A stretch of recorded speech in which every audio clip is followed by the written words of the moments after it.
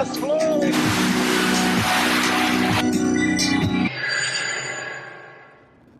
Hello, loyal listeners, and welcome to the SOS-Radio podcast. All paranormal, all the time. My name is Jason Knight, president and founder of Chicago's own Supernatural Occurrence Studies, and your host into the unknown. I don't know what this episode is going to turn into, if it's going to be a bonus episode, or if it's going to be a full-blown, bona fide episode 21 of the SOS-Radio podcast. Not sure yet. But I don't have Joe Erie or Oscar Spector or Dave Black with me. It's just me and my wife, Katie Nhyte. Say hello. Hi, everyone. And we are literally doing 80 miles an hour down 55 South, headed to our first leg of our vacation here, Jackson, Mississippi, with the end goal being the Big Easy, New Orleans, Louisiana. Oh, yeah. One of my favorite places on Earth. Me too. This is going to be my 13th time back to New Orleans. Katie, how many times have you been there? I'm thinking about 7 now. Yeah, I was going to say 6 or 7. And one thing people from New Orleans who live in New Orleans say is that you could never leave New Orleans. If you try to leave, it always brings you back. And now here I am going back for my 13th time. And you, your 7th time. My 7th time. And if we could live there, we would. But we have 2 kids. It's not a suitable place to raise children. No, it's pretty rough area. I definitely, especially having a little girl, I wouldn't want to raise her there. But, it's just us. This is my anniversary gift to you, this trip to New Orleans. Yeah, it was our 9-year anniversary on July 21st, so this was your gift. This should be the 21st episode then. Our anniversary is the 21st, and my birthday's the 21st. And the 21st episode. Yep, exactly. Oh, synchronicity. I love it. So maybe this will be a 21st episode. So here we go. We're headed back. That's why I love podcasting. You could be truly mobile with podcasting. And this is just another example. Here we are on the road, yep. Literally doing 85 miles an hour. You're having fun with it. And having fun, exactly. Can't guarantee how the sound quality of this one will be because I am on my Tascam. It's a little more sensitive recording experience with this piece of equipment, but we're going to do our best. Mm-hmm. And we're kind of going to narrate what we go through during this trip. That's right. Now, we're going back to New Orleans. It is severely haunted. It's got a rich history that goes back to when Jean-Baptiste founded New Orleans in 718, founded it as La Nouvelle Orleans. Am I saying that right? No. No? Let me see. Oh, yeah. Let's tell everyone. La Nouvelle Orleans. La Nouvelle Orleans, right. So it goes far back to 1718. It was the country, possibly the world's busiest port. In the 1700s. In the 1700s. Bringing everybody around the world. Yeah. It was bought. It was bought in 1803 in the Louisiana Purchase, and Louisiana officially became a state in 1812. So we got a long history here, all the way back from 1718, and you'll find buildings in the French Quarter where we're headed from the 1700s. It's quite amazing, and I heard it referred to. This isn't my phrase, but I heard New Orleans referred to as a spiritual. Paranormal or ghost gumbo, and I love that. But if you think about it, it's true. All the influences that have made their mark on New Orleans. We got the French, we got the Spanish, the Native American. We got Native American, right? We got Italian, we got Creole, we got Black. All these different peoples, all these different cultures brought their beliefs, their religion, their superstitions. Maybe their grudges, to this relatively small area. And, today, flash forward, 350 years, not doing mental math here, but that results in some pretty interesting energy throughout New Orleans, and specifically the French Quarter, where we're headed. Okay. We're headed right into the French Quarter. We'll be there tomorrow early afternoon. We're staying at the Inn on St. Anne. It's one of our favorite places to stay, a little boutique hotel in the French Quarter. We always get a room in the old slave section of the home, the slave quarter. Overlook a beautiful courtyard. Yep. We're right by Louis Armstrong Park, right on Rampart and St. Anne. It's our favorite place to go. It's where we always stay when we go there. Folks, check it out. In on St. Anne. Anyway, let's talk about this paranormal backdrop to New Orleans. I think that's what that energy, I think, is what brings you and I back there. Yes, especially so the history. Many times. Yeah. So, in New Orleans, obviously, everything is haunted. Yes. As I said, these buildings go back to the 1700s, late 1700s, mid 1700s, late 1700s probably. But yeah, according to history, in 1700s there were 2 great fires in New Orleans. So with those, how many deaths? Yes, from then on, all of the natural deaths from natural resources, from rain, from hurricanes, from fires, exactly.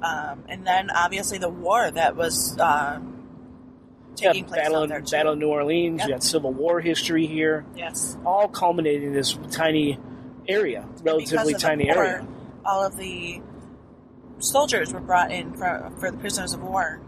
That. Yeah, wasn't it in the mid 40s or something like that? Yeah, 1943. Yeah, 43 to 46 or something like that. So you can only imagine 100. What do they say? Like 30,000 or 40,000. 40,000 prisoners of war brought to New Orleans. Right now, we're watching a plane doing acrobats in the sky. It's pretty crazy. It's light. There he goes. He's going down. So we got a rich history there. Ghosts, everything is haunted. Who knows what's happened in these buildings over the 300 plus years that New Orleans has been around. We got the Rougarou, yeah, the Dogman. New Orleans version of the Wolfman. Yeah, the stories I've heard, I want nothing to do with that one. Yeah, it people swear it exists. Supposedly the police knows it exists. Terrorizes you. Yep. Very smart, very aggressive, kind of an apex predator sort of thing. The Rougarou, that stomps through New Orleans and the swamps and city park. Yeah. Matter of fact, the southern half of the United States, as far away as the Middle East, has their own version of the Rougarou. Oh, yeah, that's right. Vampires. Let's talk about vampires. Everyone associates vampires. I'm a fan as well. Everyone associates vampires with New Orleans because of Anne Rice and Interview with the Vampire. Oh, yes. Right? Took place in New Orleans. There's never any proof of an actual blood-sucking creature, the vampire. Never any proof. Although today, probably within the past 5 years or so, there's these rampant reports, and again, police are aware, of energy vampires, psychic vampires. Supposedly human-ish. They've been around the French Quarter for years and years and years and years and years and years and years. So if that's true, we don't know if they're truly human or not. But they've amassed a lot of power. And so the quarter itself is bordered by 4 main streets. You have Esplanade, you have Rampart, you have Decatur, and you have Canal Street, right? Within the past 5 years, on the Esplanade side of the French Quarter is about 13 or 14 square blocks. On the Esplanade side, you have this phenomenon happening where, namely, tourists will be completely level-headed, not drunk, not drugged out, with these huge missing gaps of time. They'll find themselves on the Esplanade side of the French Quarter. Next thing they know, it's the next morning. They're in their beds, safe and sound at home, or in their hotel rooms. Exactly. No recollection of what happened, how they got there. Nothing missing. They're not injured. They haven't been assaulted in any way. That would scare me. Oh, that would frighten me to death. Yes. So it's said that it's these psychic vampires, these old beings that walk the French Quarter feeding off people's energy. And they deplete them so much that essentially they black out, lose track of time, and then find themselves back home or in their hotel rooms the next day, safe and sound. That's terrifying to me. It is. I think that's more scary than the actual vampire. Especially now, us enjoying our 9-year anniversary. I want to be able to remember everything. That's right. Did I mention this was our 9-year anniversary? I think so. I did, yeah. So you got vampires, the actual blood-sucking vampires with the Ursuline nuns and the Ursuline Ursuline Convent. the Ursuline nuns coming from France back in the 1800s supposedly brought vampires along with them.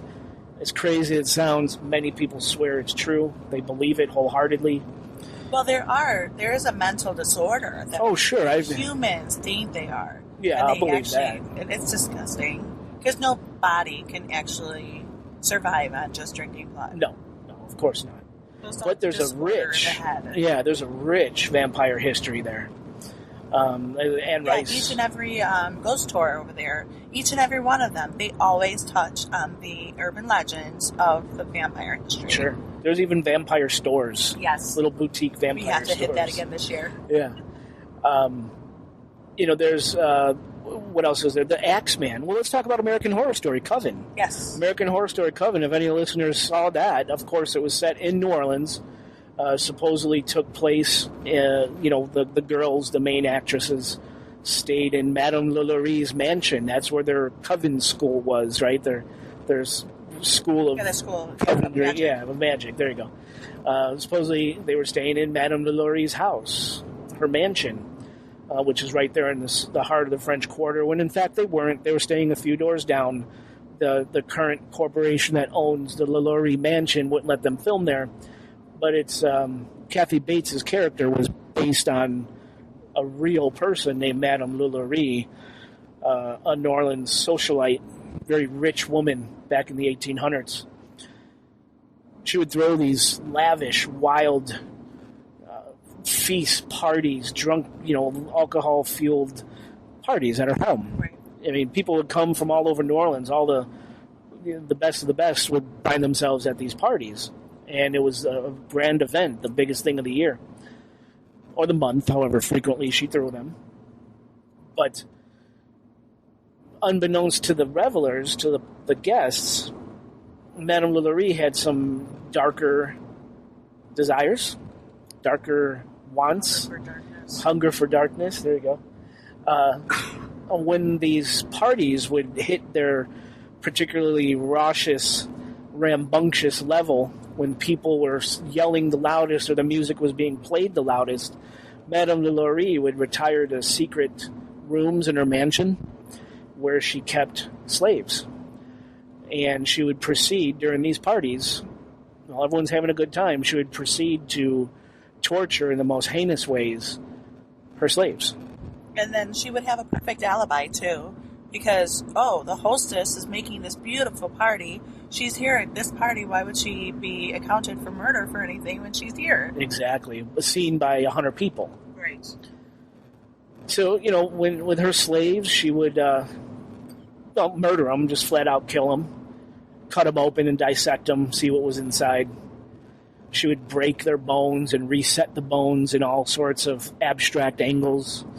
One slave was said to be so mangled and put back together that he more resembled a crab than a human. She would gouge the cheeks into a Joker-like smile and clip the ears of slaves to make them look pointed. And they said these slaves looked more gargoyle-like than human. And all sorts of other just abominations that she would do to these slaves. One day a slave broke free and set fire to the kitchen during one of these parties, and that forced the fire department to come along with police. Wasn't there a slave that threw herself from the balcony upstairs? Yeah, she chased a young girl slave. Yeah, chased her. She was whipping her and beating her, chased her, and the girl decided it was better to jump to her death than face further punishment at the hands of Madame LaLaurie. So one of the slaves started a fire. Fire and police showed up, busted through the doors, put out the fire, went searching the home, and chances of fire spread elsewhere. That's where they discovered the Hall of Horrors, the Chamber of Horrors that was there. Madame LaLaurie that night, while the police and firemen were there, bust through her carriage doors in a horse and carriage and just tore off like a bat out of hell into the night. No one ever knows what happened to her. She was never brought to justice for all these murders, maimings, dismemberments, practices that she had. So you got that. The LaLaurie mansion is still there. When you stand outside of that mansion, boy, could you feel the energy coming off of it? It is a ominous the feeling place just is wafting. haunted without even knowing the history. Exactly. Later on in the building's history, Nicolas Cage, the actor. One of my favorite actors. Me too. Everyone loves Nick Cage. Yes. So freaking crazy. But he owned it for a short while, fell into financial ruin, had to get rid of it. I think they foreclosed on it, actually. Yeah. Other people, other people have bought the home, couldn't hang on to it for long, suffered financial ruin or, family tragedy. People believe it's cursed. Now, the last I heard, a corporation owns the mansion and rents it out for very, specific events and very wealthy people. So you got that. The Axeman, another thing that was featured in American Horror Story. That's based off a true story. If you guys remember from Coven, the Axeman, the head witches, who played the head witch, and not Angela Bassett, but what's her name? Blonde hair, famous actress. She's in all of them. I forget her name, but the older lead actress, her boyfriend in American Horror Story Coven, the Axeman. He's actually Jessica Lange. There you go. He's actually based off a real character in New Orleans history. I don't know the year. You guys, listeners could look it up. But the Axeman would murder and dismember people in New Orleans in the French Quarter. And he would say that any household not playing jazz or brass instruments, at certain hours of the night, he would break in and murder them. And sure enough, he did. This did actually happen. And he was never caught, never brought to justice. We have gangster history. We have murder, death, mayhem. Let's talk about Hurricane Katrina. Yes. I narrowly missed Hurricane Katrina. Yep. You remember that? Yeah. I was in New Orleans with some friends as CNN and the Weather Channel were saying, get out, a big one's coming. And of course, we talked to people in the streets. We made some friends there, and we said, well, are you guys evacuating? And they said, no, we're not evacuating. The news always tries to scare you. It never hits us. It never happens. We're like, well, we're getting the hell out of here. So thankfully we left. And of course, Hurricane Katrina in 2006 was just devastating, terrible event. And then again, we went right after Hurricane Katrina. A week later, we gathered a whole U-Haul truck full of supplies and drove it right down to the affected areas. But Hurricane Katrina itself is said to be cause for a lot of the paranormal activity in the French Quarter. Because everyone evacuated as Katrina was hitting, locals say it left the spirits of the city with no one to worship them.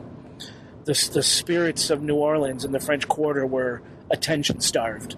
There was no one there to revere them, worship them, look after them, pray to them, make offerings to them. Just like with a lot of elderly people, they get more angry as time goes by that they don't have visitors. Right, yeah. Why do you think that it would be any different than spirits that are trying to communicate and trying to get their messages across when nobody's listening to them? Right, it's attention-starved humans. Now that no one was left, these spirits grew angry. They were looking for people to feed off of the energy, right? When New Orleans is full and the quarter is full, the energy is vibrant, people are worshiping and they're paying attention to and noticing. Spirits are feeding off that energy. It's kind of a nice symbiotic relationship. But once all the people left, the spirits were left, right, vacant. So there was this couple. And, Katie, you're going to have to help me with their names. It was Zach and Addie. What was Zach and Addie? Zach Bowen. And Addie Hall. Addie Hall. Also October 2006 this happened. October 2006. Also known as the Katrina Cuties. They were a very handsome couple who decided not to leave the French Quarter during Hurricane Katrina. And because of that, they became famous the world over. You see their pictures on the front covers of newspapers as the Katrina holdouts, the couple of the century. Holding out, surviving, during and post-Katrina. No electricity, no food, no AC, no refrigerators. They stuck it out and they kind of survived. And they found ways to survive. Right, yeah. They would trade alcohol for food and water. They would give water or whatever goods they had to relief workers that were working in the French Quarter. And Addie Hall was famous at the time for flashing her tits at cops. who would come by and drive down Rampart Street. And in turn, that would bring more cops, because cops would say, hey, this girl's flashing her tits down on Rampart, you should go drive by. So Addie inadvertently got more police presence around her block and in her neighborhood because of her, her antics. So they were very famous. They were famous the world over. And did you mention where they lived? Not yet. I was just about to get to that. So we were talking about the spiritual stagnants. Right. Zach and Addie found themselves, they were living at the time over the Voodoo Spiritual Temple on Rampart Street. Matter of fact, walking distance from our hotel off at St. Anne. Right next to an awesome hot dog and... Well, it's down the block from Dreamy Weenies. But, Dreamy Weenies, yeah. That's what it is. So Zach and Addie were living in this apartment above the Voodoo Spiritual Temple, kind of doing their thing, in love, kind of a tumultuous relationship, but love nonetheless. And after so long, Zach killed her. And he killed her in a very heinous way. How did he kill her? He strangled her and then dismembered her body. Her head was found in a pot on the stove. There have been 2 different reports about her hands and her feet together, or her hands and her legs together in the oven, charred to where nobody could identify what body parts they really were. Or parts in the fridge. In the fridge, yes. There was no proof ever exposed about cannibalism, but possibly necrophilia. Really, really sick shit. That was canceled too. He didn't have. No. Show that he did not have. Did not have necrophilia. Okay, well that's good, because that's just nasty. And he felt a lot of remorse. A lot of remorse, and he wound up killing himself. He jumped off the Omni Royal Hotel. And he was found on the roof of the parking lot. Correct. Or parking garage, the Omni Royal Hotel. So he jumped to his death. Inside his pocket, he had a suicide note saying basically he was a failure. This is 5 pages. 5-page manifesto. Saying basically he was a failure at life. Addie Hall is located here. This is what I did to her. Is basically a full confession. And there are reports that say that he was a war hero, too. Yeah, exactly. So the question is, so it was a horrible, heinous crime. These are some of the things that go on in New Orleans, right? People say that it was the spirits that possessed Zach from the Voodoo Temple, Voodoo Spiritual Temple, above which they lived.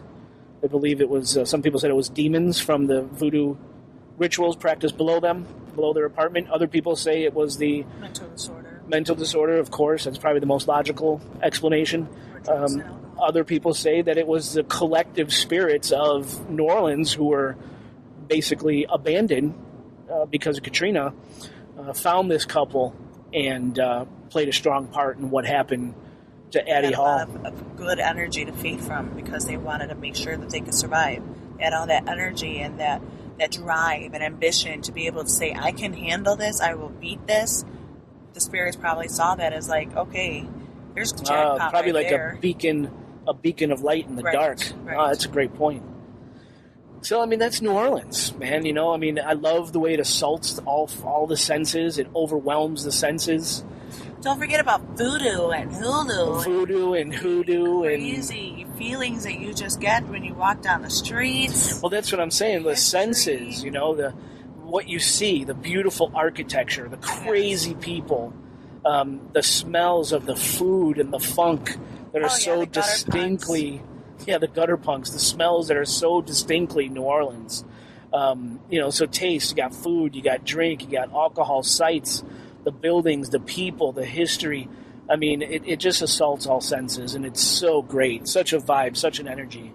And another thing I love about it is that it makes me feel free. I don't know about you, but every time I go there, I just feel like no burden, no responsibility. Yeah. Okay, I get to be free and do what I want because it's accepted here. Right. Every year that we go, whether it be Halloween or it's regular time, people are dressed like crazy, buffoons that you would go home and be like, that's not allowed here. Right. Yeah, anything goes. Anything truly goes. And Katie's right. You just feel free. It's that energy you do. You just feel free. You feel accepted. You feel welcomed. Yes. You're walking these cobblestone sidewalks that were laid in the, early 1800s. You're touching buildings from the 1700s. You're eating dishes that were created and conceived in the 1700s. And you're drinking absinthe. Who would know? Absinthe, exactly. Drinking absinthe. It's just... There's no place like it. Jackson Square, go out in Jackson Square at any time of the day, any time of the year. You see 20 different psychics lined up with their own little makeshift shops. They're artists showcasing their own art, which is beautiful. Yes. New Orleans art is gorgeous. You got brass bands playing, Zydeco music playing, blues and jazz playing. Everyone's nice. Absolutely. There's no place like it in the world. So that's where we're headed. That's the long and short of it. Like I said, I don't know how this is going to turn in, if it's going to actually be episode 21 for, what was it? How did you break that out? Your birthday's on the 21st. Yes, my birthday's on October 21st. Our anniversary is on July 21st. And this will be the 21st episode. Yeah. If we make it the 21st, yeah. If we make it the 21st, yeah. So we're going to kind of narrate our stay in New Orleans for all those who care. I think it's going to be a lot of fun. And I guess I will sign off for now. Katie, any last words? Well, we'll see you on the flip side when we're in New Orleans. See you on the flip.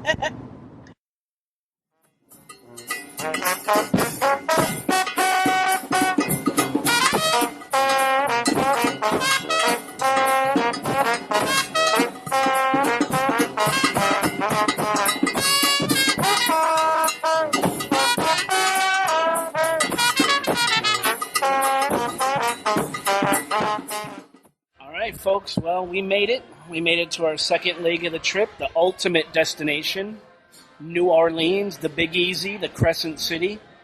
And we just parked our car, and we're sitting having a few drinks at the Black Penny on Rampart and St. Peter. Highly recommend it. Great bar. Some people are having a lot of fun right now. So are we, right? Yeah. You better. I'm spending a lot of money over here. I'll give you a slap. I got a Sazerac and a nice IPA. Katie had some weird concoction. It's okay. The bartender's specialty. Right. But why are we getting back onto this podcast? The Black Penny, as we're sitting here, Katie is saying what? What are you thinking? That I felt like a very happy, go-free, lucky spirit kind of roaming in the ceiling of this one side of the room. So then we asked the bartender, of course, is this place haunted? What's the history here? Building was built in, what did you say, 1835? 36. 1835, 1836. And that absolutely, yes, the place is haunted. And Katie Nhyte did feel the energy. And she finished her drink. But she did feel the energy. So it's not bad. It's nothing malicious. Makes me in a very mellow, happy, very content mode. There you go. Are you sure it's not the drink? I told you it was before the drink. Yeah, it was before the drink. You're right. So, listeners, the Black Penny, come check it out if you're ever in New Orleans. Rampart and St. Peter. Good drinks, good bartenders. Really cute place, too. Yeah, very nice clean. place. And it's haunted, so we will be back as our expedition continues. Hey, Jason and Katie for the SOS-Radio podcast. Standing outside Reverend Zombie's Voodoo Shop on St. Peter, just off Bourbon and the Big Easy, waiting to start our haunted history tour. Katie, what do you think? I'm excited. There's a sea of people. Way too many people. Way too many people for this tour. Hopefully it's worth it. We've taken pretty much every tour in this city, so we're going to see what this haunted history one's about. It's very famous, been on all the major channels and all the ghost hunting shows and whatnot. But right now, it's a business, man. There's a sea of people here. Everyone's paying $25 a pop. And we're just waiting, sweating in the heat. The Haunted History hands out these hand fans. That look like skeletons. Look like skulls, yeah, with their marketing info on the back. But it's not doing too much good because it is really hot and there's a lot of people. Hopefully they break up the groups and so we get a little more personal tour. Because right now this is like herding cattle. But we will get back to you and keep reporting on this tour. And just keep on listening. Thanks. All right, so far we're halfway through the Haunted History Tour. Katie, what do you think so far? Very interesting. We definitely hit more places that we haven't hit before.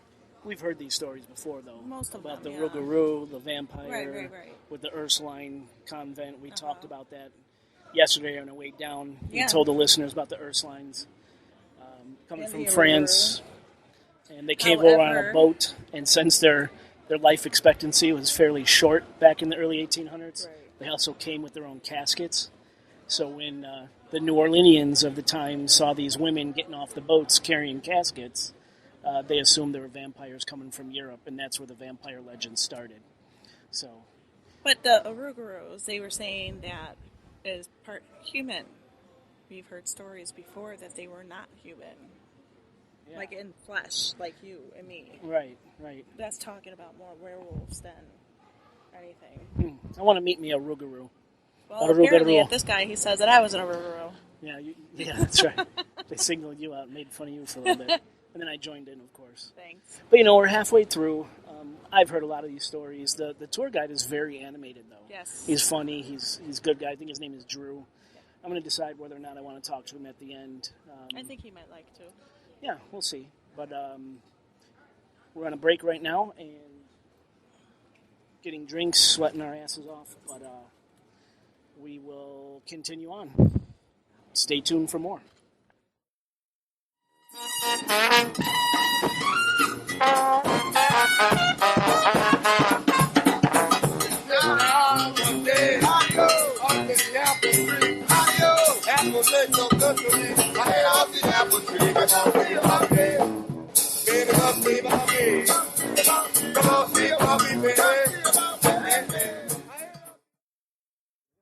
So, Jason Nhyte here with Kate Nhyte, my wife. Again, just came off of the Haunted History Tour, and we are going to talk to our tour guide, Drew. Drew, say hello. Hello, I'm Drew. He's coming on the SOS-Radio podcast to tell us a story about Madam LaLaurie. We kind of talked about her and her story briefly on our trip down here in the car, first portion of this episode. But before we get into that, I'd like to know a little bit about Drew, yourself. You are a great tour guide. Thank you. We've been here. I've been here 13 times. My wife 7. We've taken every tour in the city. It's almost like an addiction, my friend. You need really to go find counseling for that. People who live here say it's hard to leave if you try to leave. And it is. Here's us coming back for the 13th time. Every time that I talk to a transplant that moves down here, I always ask them the same thing. Why New Orleans? Why leave wherever you're from and come live here? And they all say the same thing. I came here to visit. I couldn't forget about it. I woke up in the morning and thought about New Orleans. I went to bed at night and I thought about New Orleans. So I had to come home. It does. It gets in your blood. It sounds so crazy to say, but that infectious energy, it gets into your blood. It gets in your system. We have a different way of doing things here, and for a certain type of personality, it can absolutely be an addiction. You leave here, you go back to your little humdrum life up in a different part of the country, and no, we just have a different way of doing things here. Yeah, and we love it. What brought you here? So, where are you from originally? Well, I've lived in Southeast Louisiana my entire life. I'm from Baton Rouge. Okay. And like I said earlier, I worked for 5 years for the Foundation for Historical Louisiana in Baton Rouge. Kind of in a minor capacity. It was a fun, I produced a show for them, basically, that they would then take the proceeds and help restore the historic Magnolia Cemetery. Now, I wasn't exactly a history buff or anything going into that, but in doing so, I discovered something interesting, something that I didn't realize about history whenever I was taking it as a course in school, and that is that history is storytelling. And I feel like there's a lot of emphasis in the classroom on names and dates and treaties and blah, blah, blah, blah, blah, just, put you right to sleep. But that's just because it's not being framed correctly. If you frame it as the story, and if you find the story in the history, that makes it so much more interesting for people to follow. I mean, Game of Thrones is so popular right now, and it's so largely based on the War of the Roses and other conflicts between kings and queens and things in Great Britain. So, and that's the story there. Of course, they didn't have dragons and things like that in the real history, but still, that's just kind of an example. And that's one of the reasons that I find folklore so interesting. It's because folklore bridges that gap between the history and the dragons and things like that. So that's kind of how I got involved with it, I guess. But I came down here to New Orleans going on 4 years ago to work in the film industry. Okay. But thanks to the mismanagement of public funds by our beloved former governor, Bobby Jindal, all of the film industry work has pretty much fled. Really? Yes, it's all gone to Atlanta now. If you've been down here a few times, I'm sure that you remember, we had more film shoot here in 2014 than anywhere else in the world. Yeah. We were truly Hollywood South, but Bobby Jindal really shot himself in the foot on that one. Wow. So, So now this is what I'm doing, and it was fine. Honestly, I'm happier now doing this than I was working in the film industry anyway. Did you get to work on anything we might have heard of? American Horror Story Coven. I was in Hot Tub Time Machine 2. Were you really? I was, yeah. I was a Lugal board member in Hot Tub Time Machine 2. Other stuff that I was in, I was also in American Horror Story Freak Show. I was in, well, you can't really see me in Dawn of the Planet of the Apes. Dawn of the Planet of the Apes, but I was in that very briefly. I got to meet Gary Oldman. That was a dream come true. Wow. Yeah. I love Gary. So here and there, but I mostly did behind the scenes stuff, or I was an extra. You know, when they throw me in. Awesome. So, folklorist, history buff, New Orleans. Let's hear about Madam LaLaurie. Let's. Now, for those of you that have watched American Horror Story Coven, let's go ahead and start by getting the image of Kathy Bates out of your head. That is not what this woman looked like. Oh, no. She was beautiful. She had this gorgeous long neck, this porcelain skin, and this hair that she would pile high on her head. And not only was she beautiful, y'all, she was filthy, stinking rich. Right. At a time when the American Treasury only had $10 million in it, the Madame LaLaurie was worth $7. Wow. And she got most of her money from her first husband, who was many decades her senior, and who died under mysterious circumstances shortly after they were wed. But now don't feel too bad for the Madame, because it was only within the next year that she found her new love interest, a handsome young doctor, fresh off the boat from France. Some say because he was kicked out of France for reasons that may become clear to you soon. This was the Dr. LaLaurie. Together, the two of them built this gorgeous home standing on the corner of Royal and Governor Nichols Streets. Now, there wasn't a whole lot to do back in the 19th century but if you had money, you threw parties. And no one in the whole city threw a party quite like the Madame LaLaurie. You weren't anybody if you didn't get an invitation to one of her grand soirees.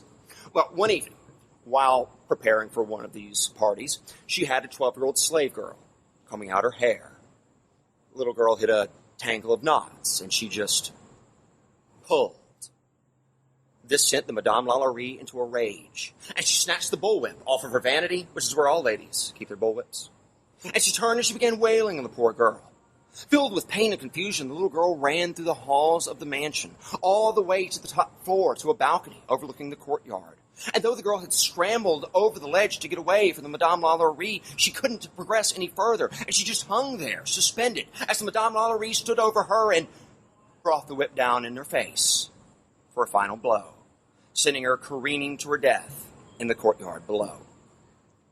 Now, this did not go unobserved.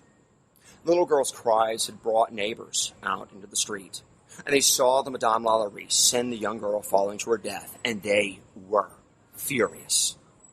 Now, in order to understand why, you have to understand a little bit about race relations here in New Orleans at the time. See, this was happening in 1833. And we had in place at the time a set of laws that we had established back whenever we were a French colony, known as the Code Noir. Now, the Code Noir was sort of a double-edged sword for people of color living here at the time. It was particularly beneficial to free people of color, of which we had a substantial population. In fact, when we became an American city in 1803, a census was taken, and found that fully 13% of our population here were free people of color. And that's more than the rest of the United States at the time combined. Compare that number to neighboring Mississippi. Only had 0.8% of the population were free people of color. And under the Code Noir, these folks were to be treated as equals. Not even separate and equal like we would see later under Jim Crow. No, just simply equal. Because we didn't really have the luxury in those early days of judging you based on the color of your skin. No, the only color that truly mattered back then, was green. And if you had green, we may have a seat at this table right here, sir. But the Code Noir also applied to the slaves, where it could in some ways be very brutal.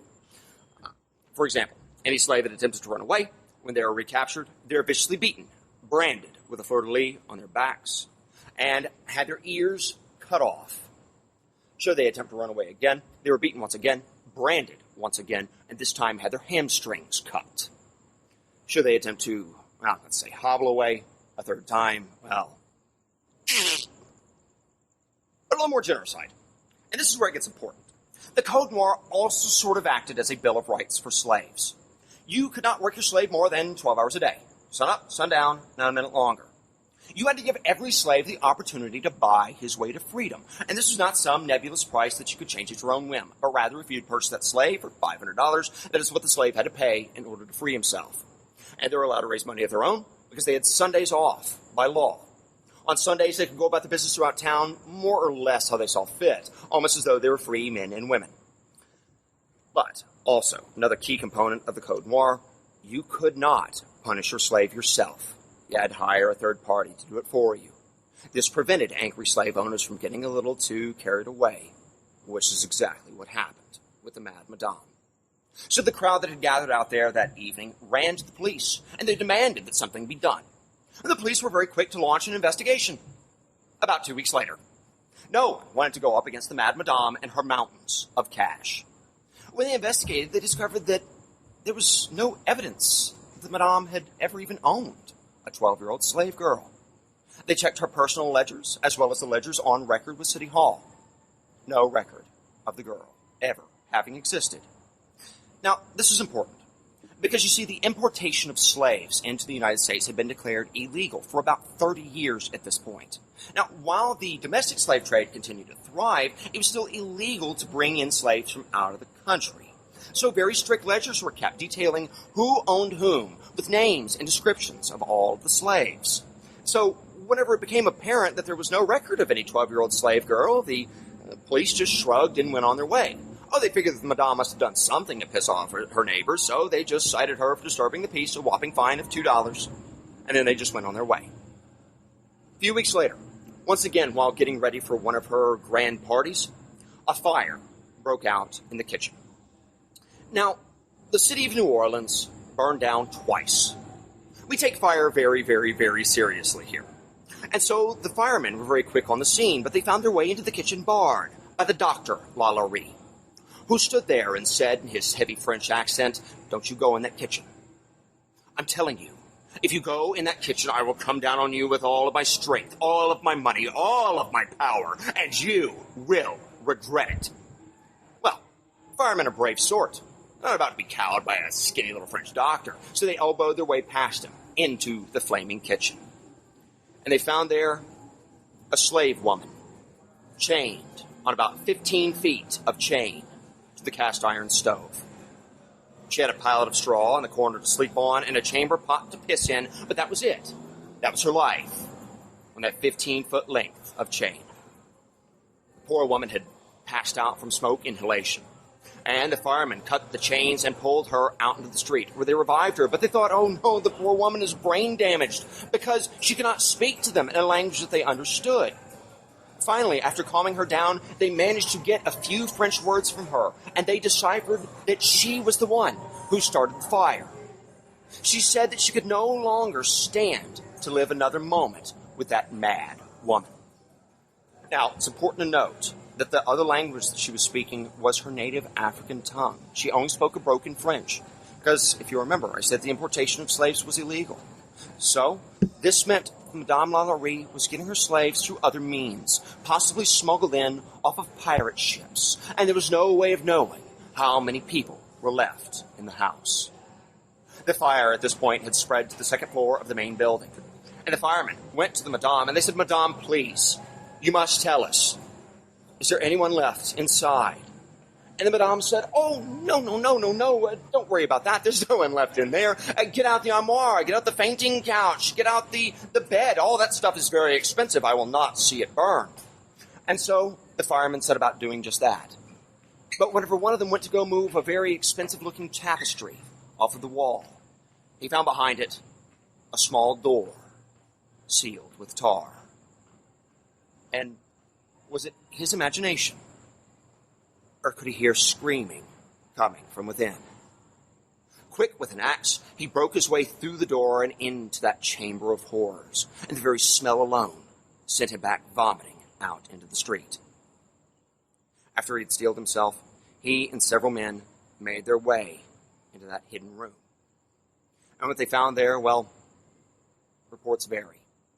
Some say as few as 7, some as many as 15 slaves, bound by their wrists from chains suspended from beams in the ceiling, the cuffs laden with spikes that dug into their flesh.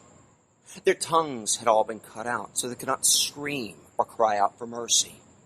Bizarre surgeries, sex change operations, the attempted grafting of a limb off of the body of one slave onto the body of another had all been attempted without the benefit of anesthesia.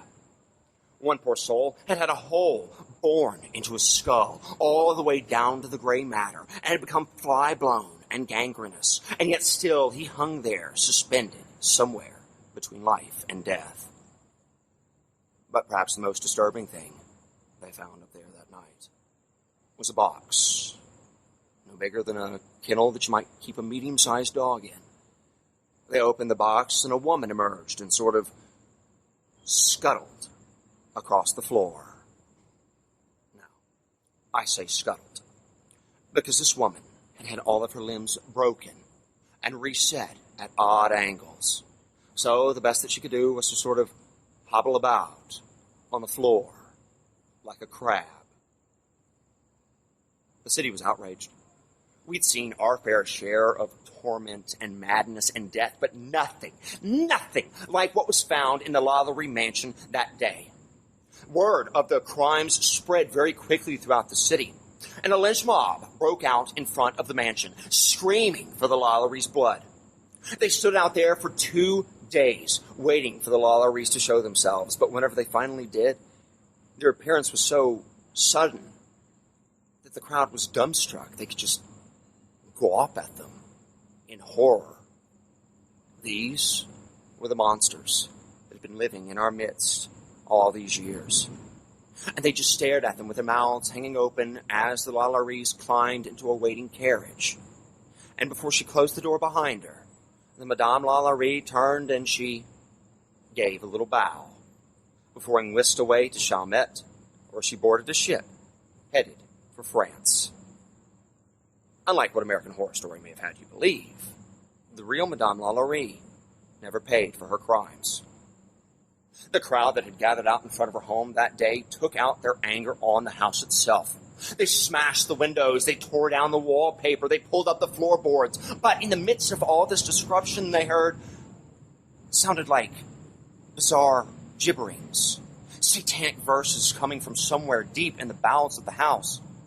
Frightened, they all fled out into the street, and they left the house alone, staring out on that corner of Royal and Governor Nichols like an eyeless skull.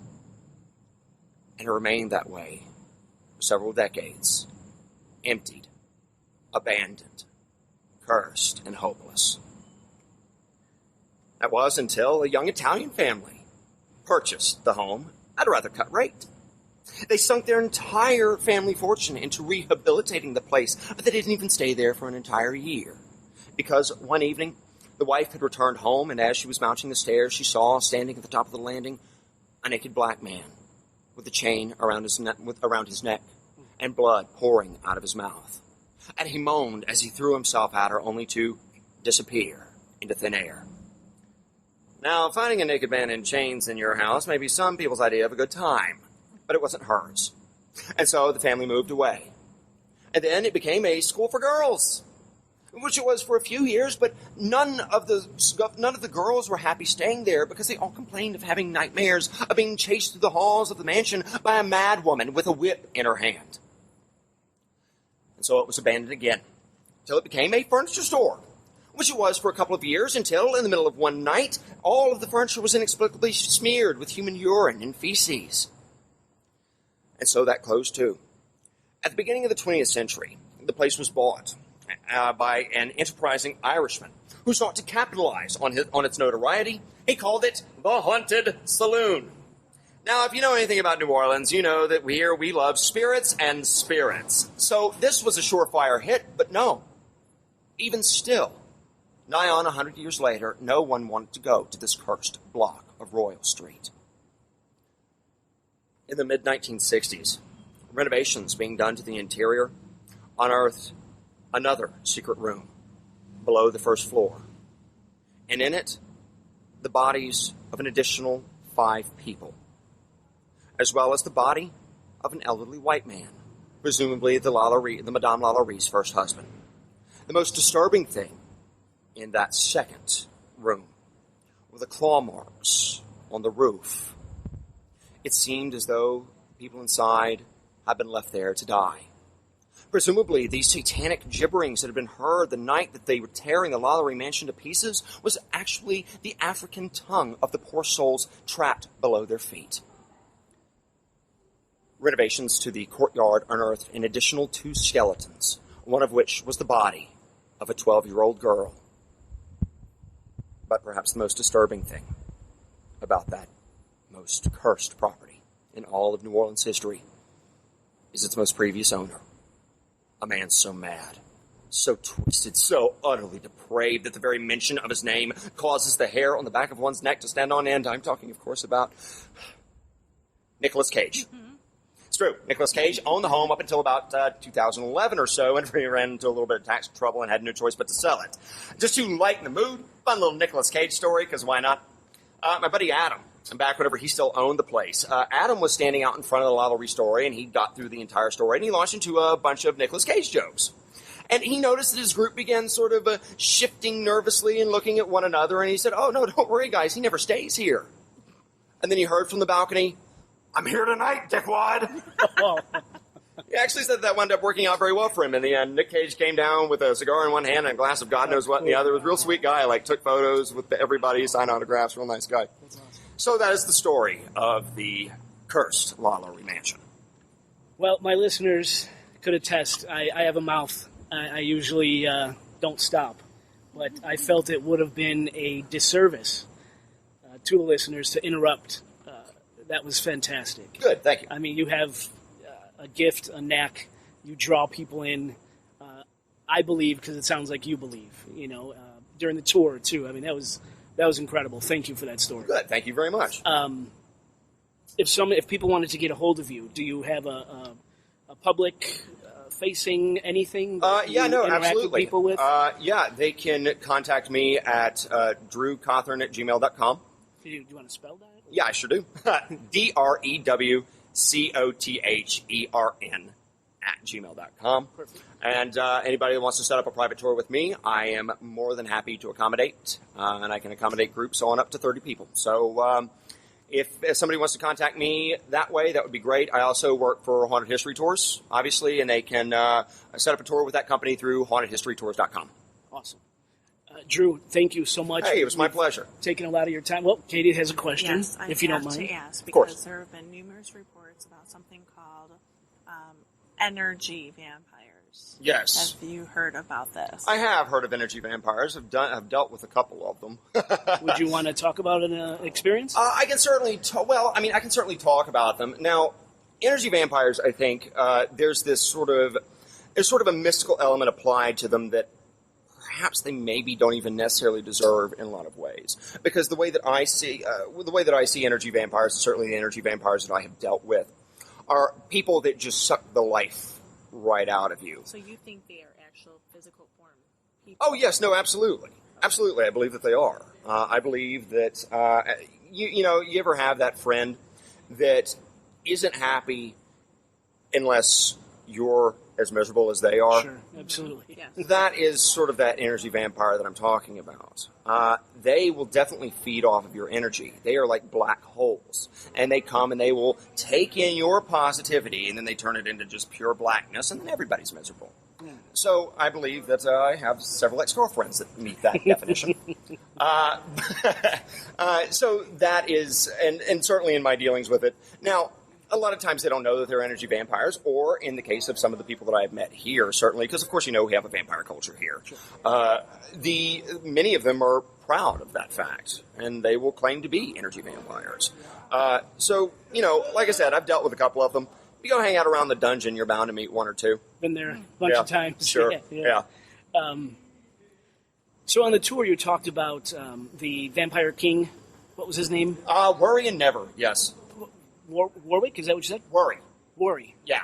That was their nom de plume, I suppose you could say. That's what they called themselves. And if I'm being totally honest, I've forgotten what the real names were. Because I've always referred to them as Worry and Never. That's, like I said, that's how they called themselves. And they certainly fancied themselves to be vampires. And that's something that there's actually it's a little overstuffed, but there's a pretty good documentary on it you can find on YouTube. I think it's called Bloodbath on Bourbon Street. Bloodbath on Bourbon Street. Yeah.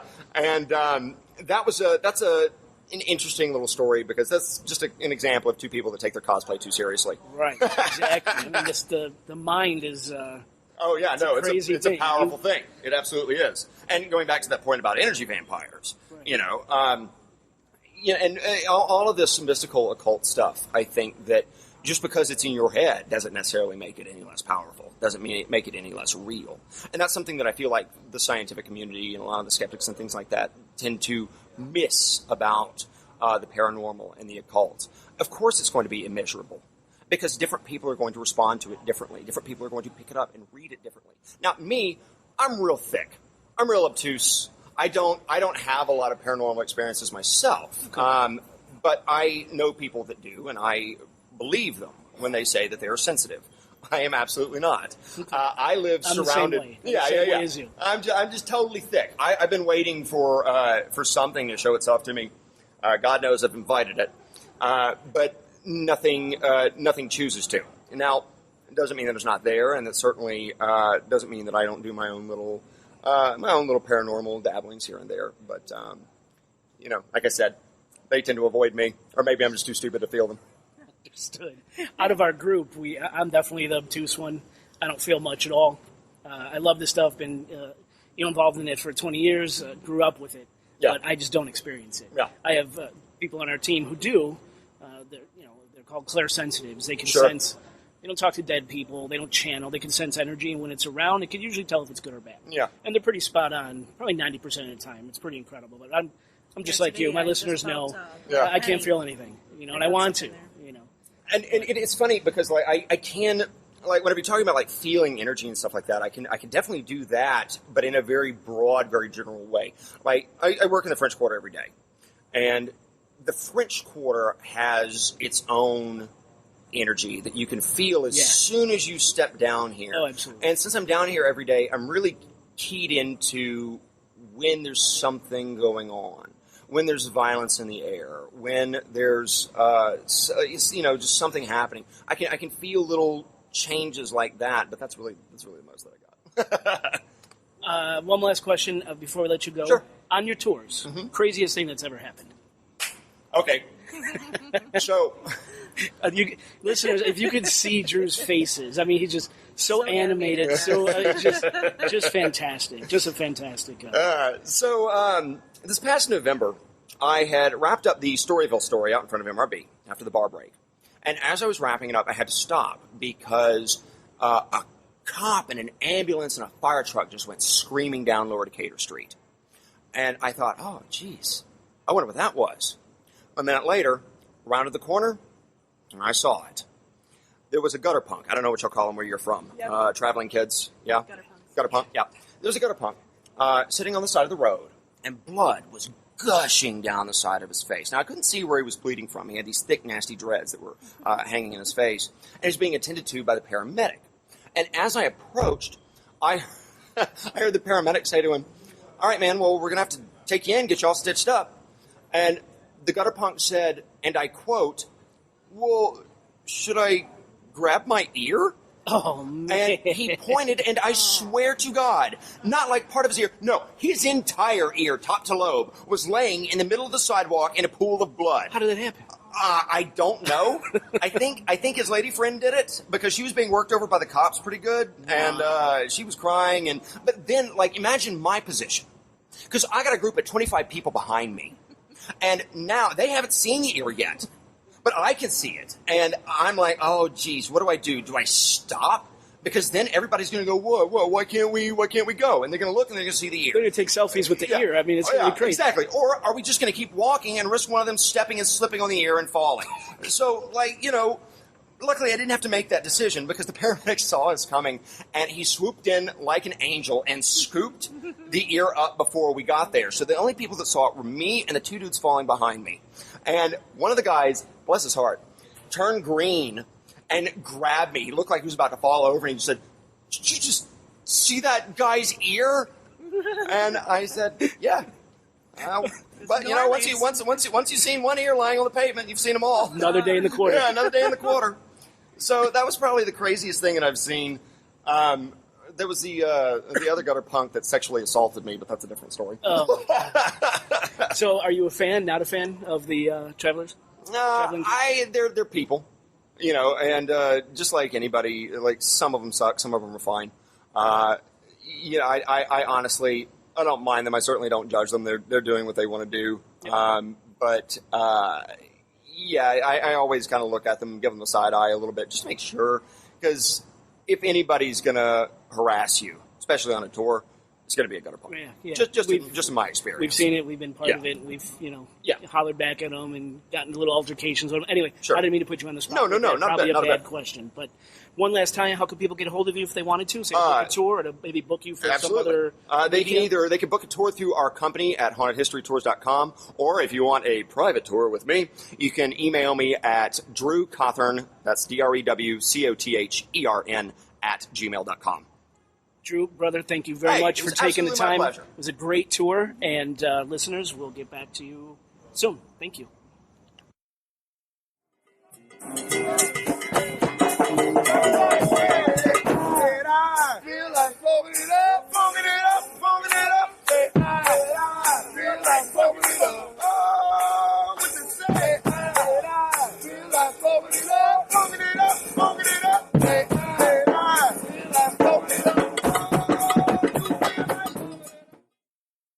Just want to thank Drew once again for giving us that awesome rendition of the very notorious Madam LaLaurie story, probably the most famous story in the French Quarter. So listeners, again, if you want to contact Drew, you have any questions, or maybe want to hire him for professional acting or voice work, he left his email address there for you. We're on our way back home now. Our trip has concluded.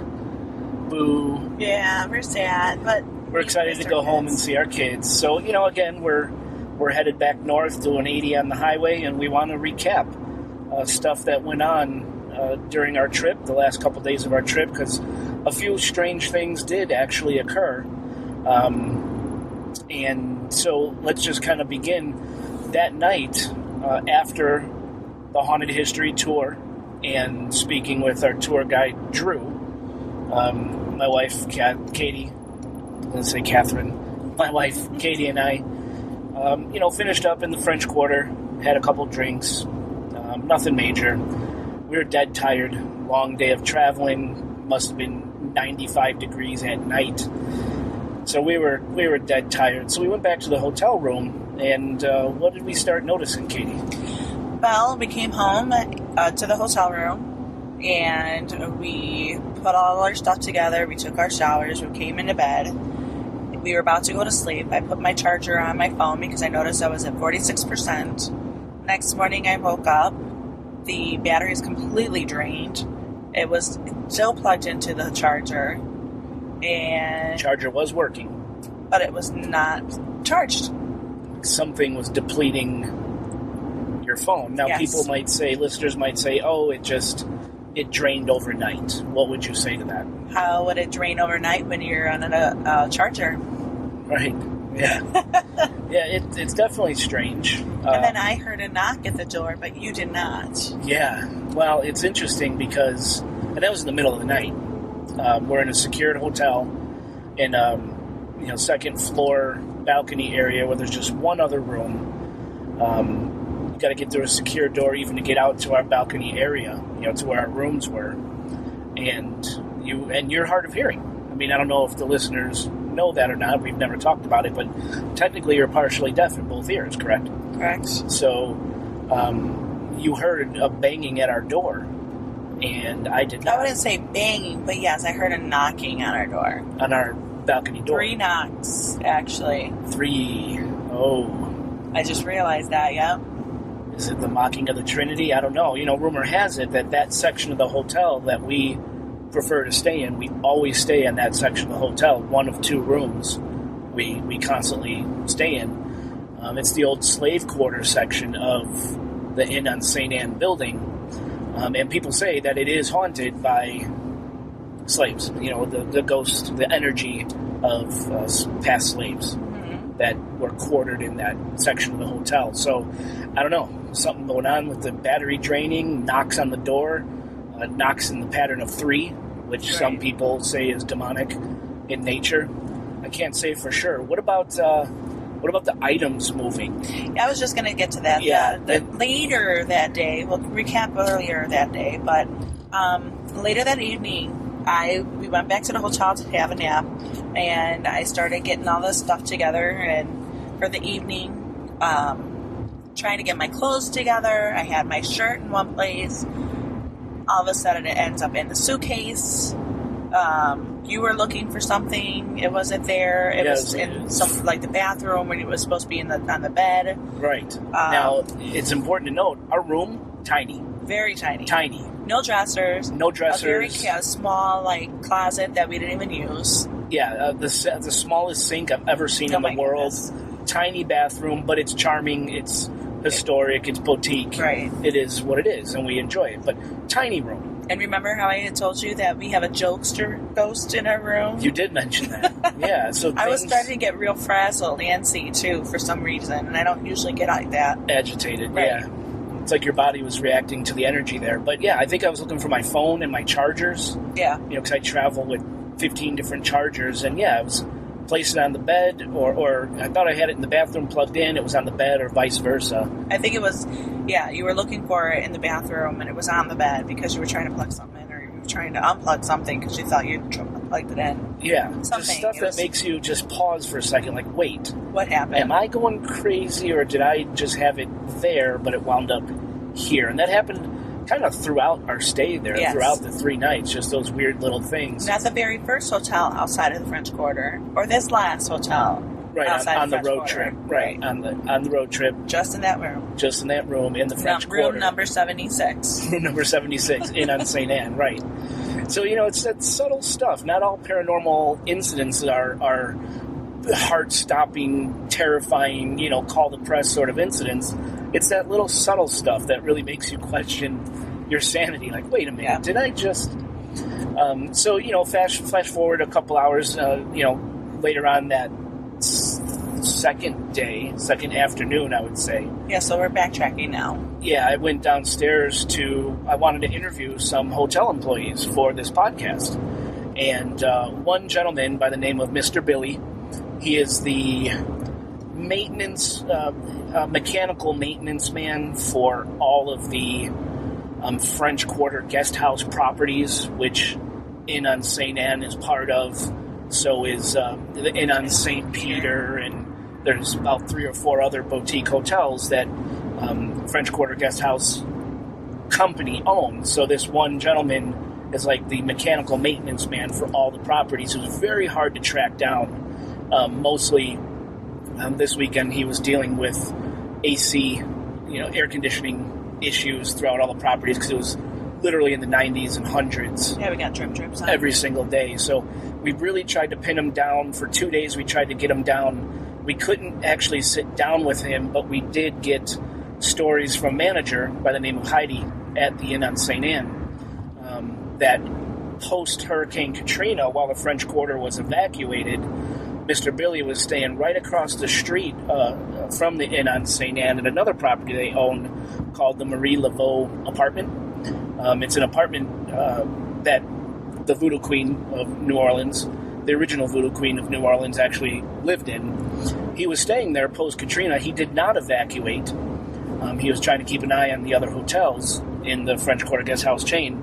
And he told the manager to tell us about, the just hair-raising experiences he had in the Marie Laveau apartment post-Katrina. We're talking about disembodied voices, black shadows moving all throughout that apartment, lights moving through the apartment almost as if a car had its headlights pointed into the apartment, when, of course, no cars were on St. Anne Street because everyone was evacuated. There was no cars there. And you mentioned that it's post-Katrina. You would think that those almost all of those homes have shutters. You would think those shutters would be closed, too. Yeah, and they were. So this light was penetrating those right. shutters. Exactly. Exactly. Anyone who's not familiar with the French Quarter, all these homes that are street level have shutters that go over the doors and the windows. To keep tourists away tourists, from but mostly in. hurricane, and That too, yes. to save glass during the event of a hurricane, Right. severe weather, and of course for security. Matter of fact, as a side note, one of the enduring legends about vampires in the French Quarter stems from the fact that all these homes in the quarter are shuttered up tight during the day. You very rarely see shutters wide open and windows and doors exposed to sunlight during the day. So the rumors started, persisting, and rumors started abounding about those are vampires living there. They're afraid of the sun. They're trying to keep the sun out. And, of course, that's just not true. But Mr. Billy had some really hair-raising experiences post-Katrina in the Marie Laveau apartment. Like I said, disembodied voices, bright lights moving through the apartment, the ground-level apartment. What he described were almost like automobile headlights, even though there were no automobiles on the streets because the quarter was evacuated. Shadows moving throughout. Pretty intense stuff. Now, Marie Laveau Apartments, as I mentioned, is directly across the street from Inn on St. Anne, right on St. Anne and Rampart. So I wanted stories from the Inn on St. Anne. I talked to the manager, Heidi, and she mentioned that herself, who's not necessarily a believer in the paranormal, does have this, as she called it, I quote, fight or flight reaction to the third floor of the Inn on St. Anne. She feels that when she goes up there, something is desperately trying to get her off of the third floor, and she described it as a fight or flight. That she even said that she would feel like sometimes they would push her away. Push her down the stairs, get her out. Down the stairs, yes. Right. Previous owners of the Inn on St. Anne, slaves, who knows. But from someone who's not necessarily a believer in the paranormal, to have this, as she put it, fight or flight feeling constantly on the third floor, that tells a lot about the property. Katie, tell me about room number 71, because you made like an arrow and went straight to that door. Why? Even the first time when they were rehabbing the building, I felt a very prominent presence at door 71 at the room. Very first day. We didn't even know anything about it.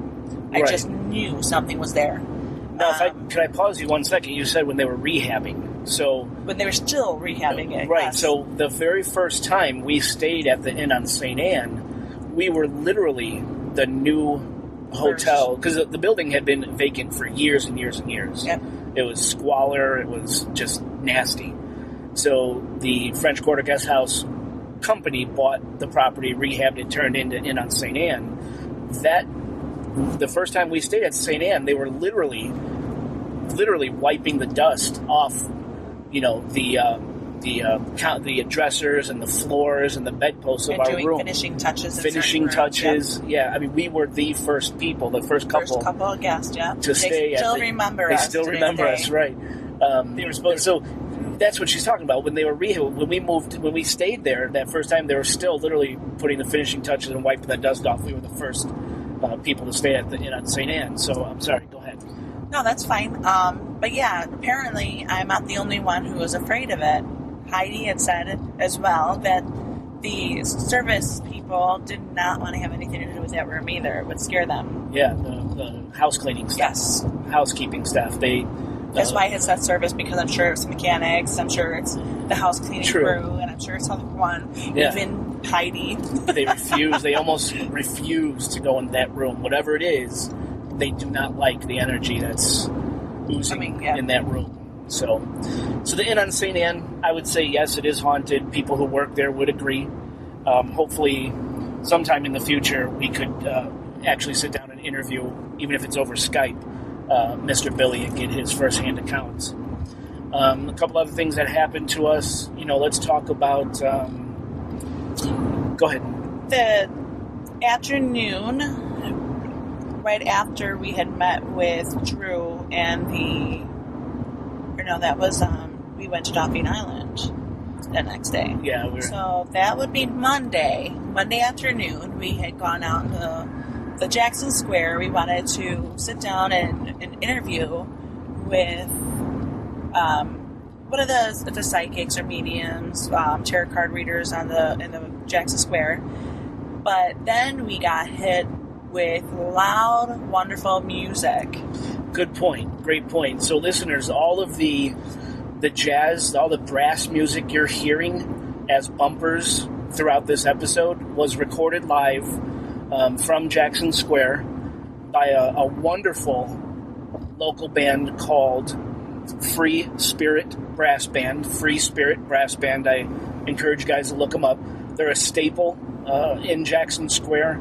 They really hammer home that New Orleans, Louisiana blues, jazz feel. They're very interactive too. They like to have all of the fans come in and just kind of go with them, and mingle with them, right. And yeah, they're great at what they do. So that music is authentic French Quarter brass music. So Free Spirit Brass Band. So that afternoon, when we recorded that music, Katie sat down with a local psychic. Now, again, I think we mentioned this earlier in this episode. Jackson Square, any time of day, loaded with tarot card readers, psychics, artists, street performers, busking for money, Free Spirit Brass Band, musicians playing in Jackson Square. So we wanted to sit down with a psychic. And one psychic drew me in. Yeah, there was one in particular that Katie was just eyeballing. Just had this feel about. Right. So we sat down and we attempted to interview her. She was against it. She did not want to have her advertising, I guess. She was appreciative. However, she just doesn't follow along with technology. She doesn't have any means for anybody to reach out and get in touch with her. She believes that the Oracle brings everybody who needs to be in touch with her to be in touch with her that way. Yeah, she doesn't want any advertising, social media, podcast, website, nothing. As Katie mentioned, she feels that if people need her services, they will find her. Right. But we can say what her name is, right? Yep. What was it? Little Faye Sway. Little Faye Sway. And she was cool. Yes. Right? So Katie actually sat down and got a reading. Pretty intuitive. So what were some of the things she mentioned that kind of made you sit back and be like, okay, this might be something? Let's see. In the beginning, Jason believed that she was spot on of, reading me with a whole checklist and everything. Yeah, the very first thing she said about you. Check marks are all around you. She's like, I see check marks all around you. Lists, check marks, and in my opinion, I think that is my wife. I think she does that a lot. And she holds herself to those checklists. Then she gets down on herself if she doesn't complete those checklists. So I thought that was kind of interesting. She talked about your grandmother. Yes. About rocking chairs, and you said that was her favorite thing to do. Is sit and kind of be a grandmother in a rocking chair, right? So that was kind of... Yes, and I know that she had mentioned something about losing sense of time. I know that you don't fully agree upon what I had mentioned this, but my grandmother suffered from Alzheimer's, so I just pinpointed that directly to the Alzheimer's disease, because when you have Alzheimer's, you do have a sense of lost time, obviously, because you forget a lot. And she made a great statement with her her speech with me that, oh, one moment you're doing this and this. Oh, hey, I haven't seen you in forever. That was kind of the last memory-ish that I had with my grandmother. Because how she always remembered me, because I always changed my hair color. Oh, Katie's here. I haven't seen you in a while. Yeah. So, I don't know. Do you think at the end of the day, Little Faye Sway was... Well, before I continue with what I experienced after the session, how about you go on to yours? So we're going to really talk about this? Yes. All right. So our listeners by now know that I'm the obtuse one. I don't really experience much. I have my Mr. Lincoln. Unless it's the subtleties. Who makes his grand... you second guess. Yeah, those little weird things. But anything like blatant, it's very uncommon for me to experience anything like that, aside from Mr. Lincoln, who occasionally makes his grand appearances. But while I was sitting there, you and Little Faye Sway were sitting across the table, facing one another. I was sitting on the side of the table, kind of in between both you guys. So you and Little Faye Sway were at the long sides of the table, if you will. I was at the short side of the table, sitting on the side. And I'm sitting in one position the entire time. And we must have been there for we were probably there all total, what would you say, a half hour maybe? I thought maybe even longer. Maybe a little almost longer. An hour. Wow. So That's I'm sitting there, and I'm holding the same position. I'm, sitting on a chair as stable could be. Broad daylight, middle of Jackson Square. Hasn't moved 1 inch this whole time. Yeah, I'm just sitting there. I'm analyzing this because, I don't necessarily believe in psychics. So, I'm kind of analyzing this, and I'm just sitting there paying attention, not moving. All of a sudden, I get pushed forward, and with enough force to where the back legs of my chair that I was sitting on come off the ground, and I had to grab onto the table to steady myself, and my entire line of vision shifted. It was the craziest thing, and instantly Littleface Sway, the psychic, turned to me and said, "You opened yourself up." That's all she said. Said, "You opened yourself up." And obviously I pushed myself back onto 4 legs on the chair, and I was just like, what the fuck just happened? That's exactly how I said it. I'm like, what the fuck just happened? And the psychic again said, "You opened yourself up," and they listened. Now they know that they could get to you. She goes, "Expect a lot more things to start happening to you." I'm like, well, I don't know about this. But listeners, I'll tell you a story. It was the craziest thing. Just out of nowhere, something came up and pushed me on my back with enough force to where I came off of the back 2 legs, and I was just on the front 2 legs of the chair, and I thought I was going over. I had to grab the table. My whole vision kind of shifted, became wonky. And nobody was standing or walking behind you? Nothing. So I don't know what that was, but, the psychic went on to say that Jackson Square has many ley lines that run through it. Ley lines are, think of psychic veins, energy veins, lines that, just ring the earth, that are said to be high spiritual energy, the thinnest lines, the thinnest areas between this world and the next. Even gravity sometimes is said to get affected during these, through these ley line areas. And also, associated with ley lines are high concentrations of hauntings and paranormal activity. So it's not the first time I've heard that multiple ley lines run through the French Quarter. So I don't know. Maybe for a second I tapped into that energy emanating from these ley lines, or they tapped into me. I have no idea, but it was very, very strange. So, and after we had concluded the session, we started walking away, and immediately I got hit with a very unique, distinct smell from my past at my grandmother's house that immediately made me think that she was around me. Yeah, and one of the questions that was heavy on your mind was, where's your grandmother now? How come she hasn't really made contact?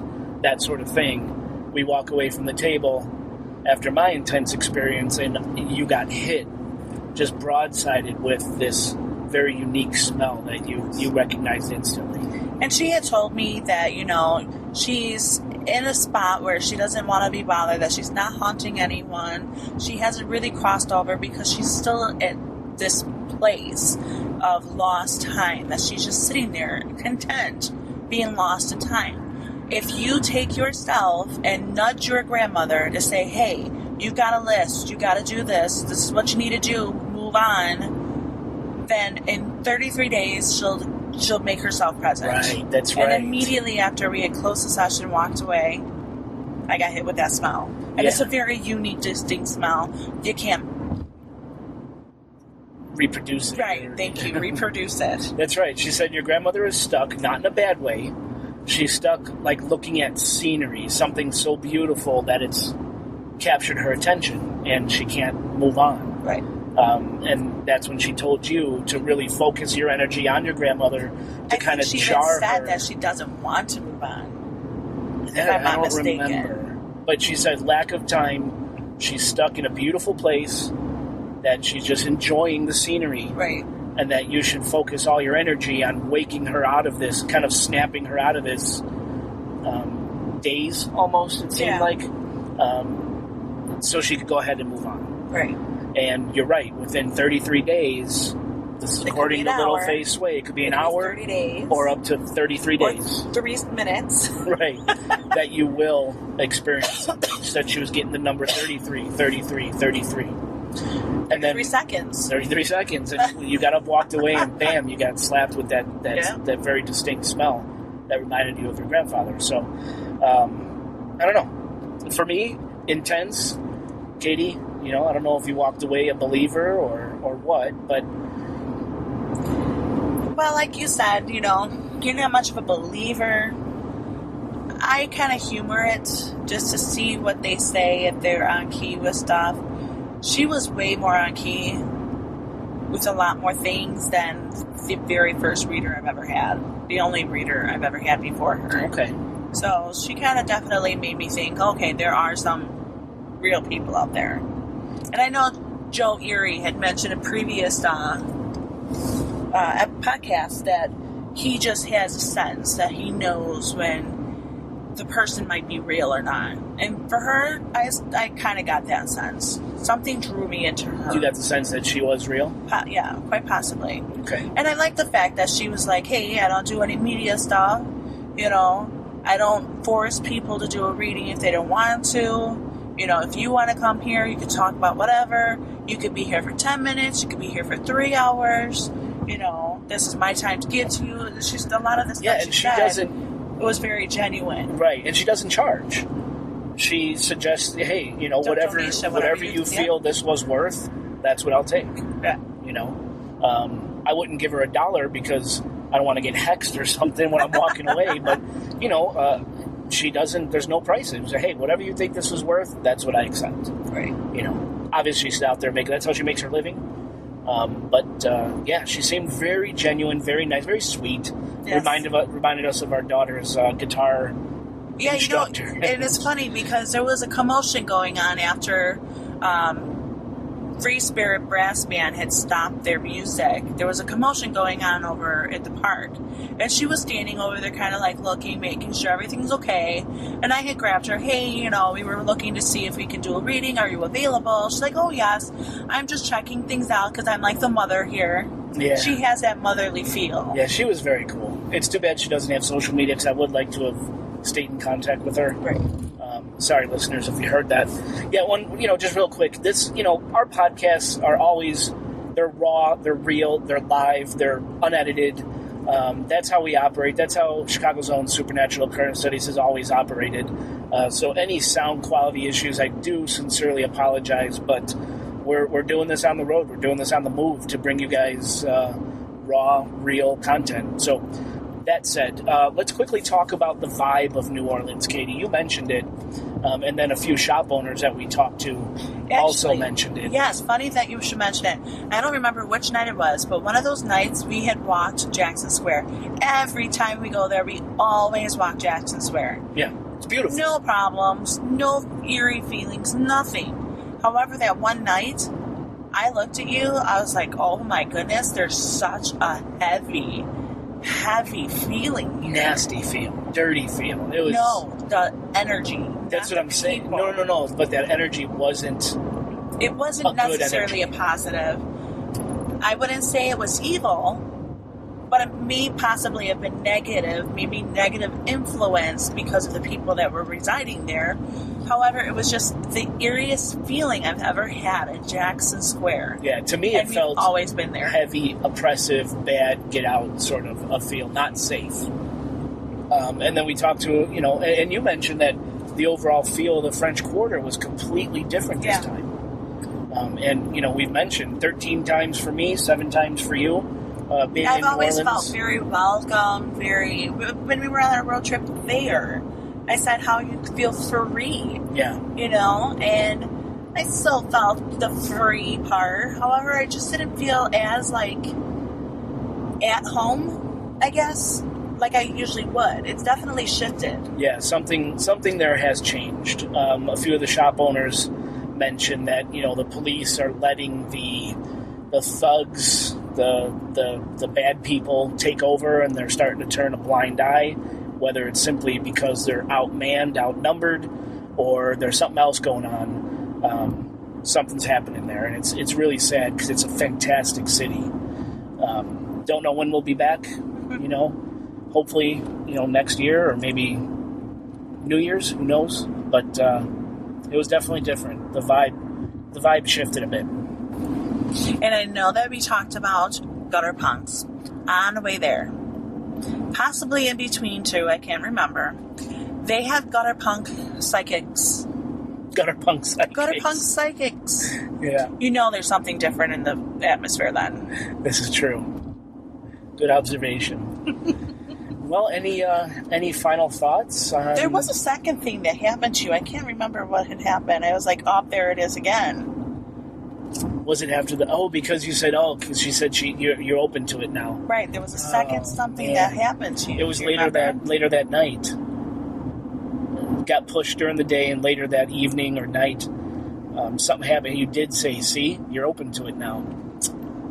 Damn it, I forgot what it was. Well, if we remember, we'll jump back on, but any final thoughts on the trip? Nah, just the fact that I want to say thank you very much for our wonderful anniversary. You're welcome. Time together. Thank you for our cousins for watching the kids and our babysitter for doing all that you guys do. It was such a surreal, amazing experience, and I had a lot of fun. Me too. I enjoyed spending alone time with you, my lovely wife. Aww. All right, take it easy. Let's cut all the BS out. Oh, God. All right, listeners, thank you for following us on our little New Orleans adventure. I hope you enjoyed this podcast. As always, if you have any questions, thoughts, comments, or concerns, you can email us at submission with an S, submissions at sos-radio.com. Follow us at SOS-Radio on Facebook. Chicago's own Supernatural Occurrence Studies on YouTube. Chicago Ghosts on Twitter and Instagram. And if you'd like, you can text us at any time, day or night. Chicago area code 872-529-0SOS. 872-529-0SOS. Jason and Katie Nhyte signing off. And as always, kind listeners, keep your head up, eyes open, and question everything. Want to save your soul from hell, riding on our range.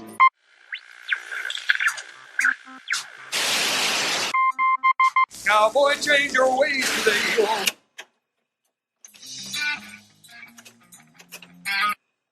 With us you will ride at the devil's herd.